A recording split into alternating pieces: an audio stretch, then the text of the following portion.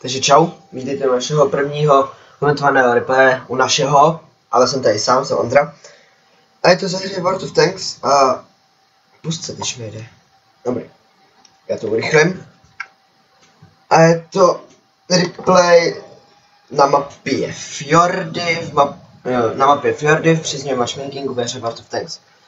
Jedu s tankem LC AMX BIS, prostě LCčko, což je pětkový francouzský lightík. A ty mají matchmaking až do 8, ale s LCčkem se mi hodně stává, že dostávám 6. Já pohodu. Tak, stopnul jsem si sem na klasiku, možná bych mohl dávat tohle, pardon. Stopnul jsem si sem, že spotnu něco, tady jsem se spotnul, ale já, a ne nic ostatní. Zkouším to ještě jednou, ale vidím, že 85 je tam. Takže už by byly jenom 3 heviny na výběr, co by tam měli. Myslel jsem si, že tam pojede 28, že ji můžu trefit. Ale nejela tam. Jsem jedna. Tak si přemystil, abych trefil to čefičko, protože vím, že ho uvidím. Čekám, až mi to doměří. Tohle dělo má ultimátní průbojnost a tohle na 5. týru. 240 alpha damage a 170 průbojnost. Je to dělo z 8 francouzského lighta a mistřem za 20. Tak potom, ale samozřejmě statistiky jsou špatnější, horší na tomhle a nemá to zásobník. Tak jsem doměřil, trefil jsem to čefíčko. Co dál? Jedu trošku víc dopředu. Vidím, že P3485 jede, na mapě to vidím. Tak doufám, že pojede tomu čefíčku a že ji trefím. A bum. A trefil jsem ji. Má se zastavila asi o tu skalu. Jsem se znova rozsvítil. Když já si myslím, že svítím celou dobu. Teď jsem si říkal, že jsem byl to křička, což jsem chtěl celou dobu, abych udělal. A teď přijde taková smolná část. Smolný hit. Nedoměřím samozřejmě, protože čefíčko couvá auto aim a bum. Ding, čefíčko ze zádu nechápu skoro, protože čefíčko má nulový pancíř téměř. Má pár milimetrů.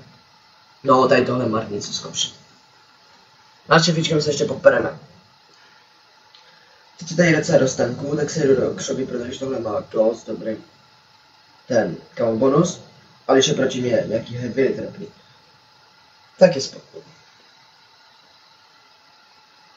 Tohle bylo štěstí, že jsem ho probil, protože měl naúhlovaný předek dost. Takže jsem se divil, že jsem to probil. 85, když mi to nezabijal, tak já to zabiju, protože já to probil úplně na pohodu. Bum, je mrtvá a rázem tahle se nás vyčistila jenom ta Matilda PT, ale ta jde dolů. Když jsem si chvíli rozmýšlel, jestli mám na ní jet nebo ne, ale rozhodl jsem se, že pojedeme na ty 150, protože tady máme naši artilérii, která potřebuje pomoc. Jedu si, tohle nemá žádný sklopení, takže musím hodně vyjet, se tím pádem se spatnout. Čas ještě ani vidíme. Auto aim, bum, žádný problém. 269, krásný damage. Jedu, přemístím se. Kde jsem přemýšlel, že bych jel zase dolů. Ale ne. To čefič, nevím, proč jsem takhle tam jezdil. Jsem měl věc rovnou. Tohle hodně shit, ode mě, nevím, co to zkouší na to čefíčko. Ale budíš. Zrázem spotuju T150, ten okamžitě střílím. Teď, jelikož je sustovka, jich nebyla spotlá, tak se spotla samozřejmě až teď. Tak přemýšlím, že bych jim pomohl, ale kašlu na ně. Oni si určitě poradí. No, samozřejmě si neporadí. Tak jedu. Chci zabít to čefíčko. Inteligentní hráč by asi odjel, i když si ho APčka má. Tak jedu. 50 na 50, buď tam bude, nebo ne. A buď ho trefím, a nebo ne. A on tam je. Jakož LCčko nemá ten odměr, ale trefil ho. LCčko má malinký odměr, to vidíte tam dole. Dávám braňte základnu, protože jsme domácí. Jedu bomby. Jedu si pro artiny. Doufám, že tam všechny budou. Všechny dvě, ano. Doufám, že tam budou.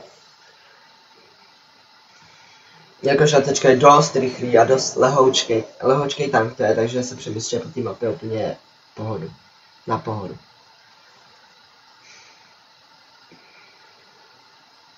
Tady jsem to nemusel bourat asi, ale tak to je jedno. A artiny přímo na bejžu nejsou. že tam ŠM44 jede. Jedu si. A co se nestane? A já jsem spotnu. Velmi rychle jsem zabrzdil, nechápu. Koukám, vystřelím, hezká ráda. A ŠM44 mi dobře pomohla. Tady kdybych chtěl trošku rychleji k tomu FVčku, tak mě trefí ještě k tomu naše tártě. No nic. A teď, kde je S100? Jestli je vás VKčkem někam pryč, anebo jestli se oba vrátili. Nevím. A S100 tady. A já ani nevím, co má zadíl. Jsem na 122 mm dělal, tak je vysoká pravděpodobnost, že mě dá na ráno, protože to má Alfa 390. A nějakých 175 probojnost, myslím. A nebo má ouský nějakou 90 nebo 100, která mi dá tak za 200, nevím to přesně. Tak jelikož to je rychlý, tak si ho chci obět, anebo najít VKčko, který by mohl být ještě na cestě, tady na našem běžu. Zkouším jet tady dolů, tím rigolem, ale pak si to rozmýšlím. A spotuju na jedno VKčko, nevím jestli já nebo tam 44, že běžu tam 44. Mířím na něj, jako noobák, a co mi udělá 44. BOOM! Když to vypadalo trošku tou střelou, že to je letělo od FVčka, tak to je jedno. Byla tam 44. Tady nevím, co jsem dělal. No, klikal jsem na pomoc, jsem dobrý. Kron velík si zatím neví rady. Mareček. No a teď je riskantní tady jezdit, protože já furt nevím, co má za dělo, právě S100.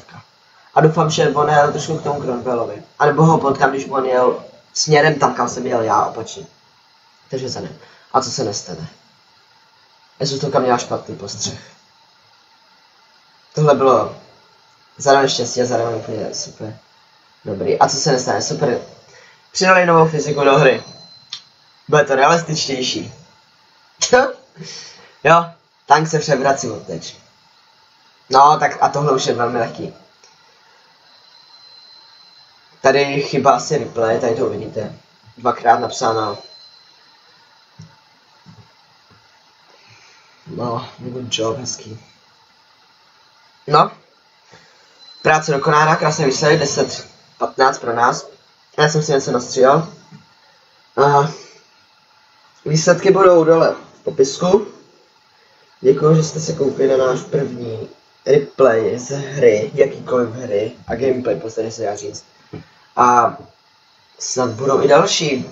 Nejsem tak dobrý hráč, takže ty dobrý bitvy, tohle je takový troll, bitva žádná extra.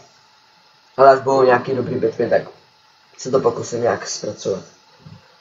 Takže tohle bude z videa všechno. Děkuji, že jste se na to koukli a čau.